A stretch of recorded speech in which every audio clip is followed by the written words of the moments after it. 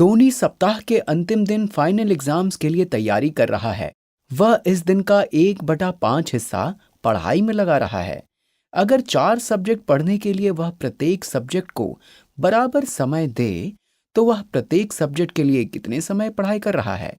यहाँ बताया गया है कि वह इस दिन का कुल 1/5 हिस्सा पढ़ाई में लगा रहा है और उसे इस हिस्से को 4 बराबर भागों में बांटना है और प्रत्येक भाग एक सब्जेक्ट में लगने वाले समय को प्रदर्शित करेगा।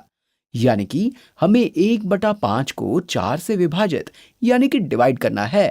हम जानते हैं कि किसी संख्या से विभाजित करना उसी संख्या के व्युत्क्रम यानी कि रेसिप्रोकल से गुणा करने के समान है। तो 4 का व्युत्क्रम क्या होगा? ध्यान दीजिए, 4 को हम 4/1 भी लिख सकते हैं। इसलिए 1/5 को 4/1 से विभाजित करना 1/5 गुणा को 1/4 से गुणा करने के समान है और हम इसे 1/5 के 1/4 हिस्से या 1/4 के 1/5 हिस्से के रूप में भी देख सकते हैं।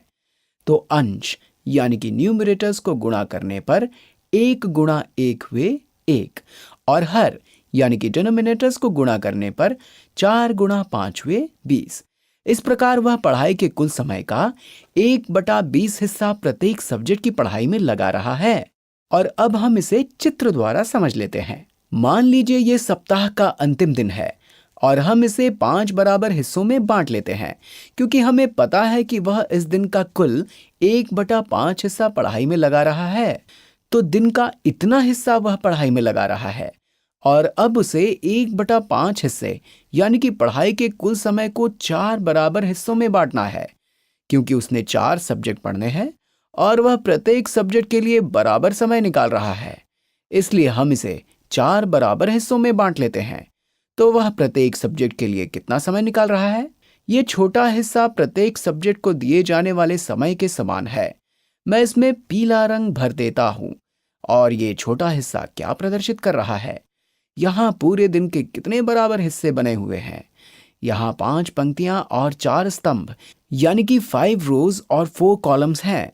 इसलिए यहाँ कुल 20 बराबर हिस्से हैं।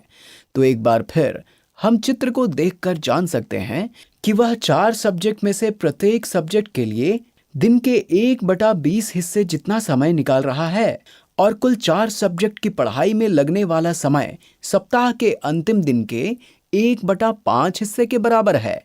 तो इस प्रकार वह प्रत्येक सब्जेक्ट की पढ़ाई में दिन का 1/20 हिस्सा लगा रहा है।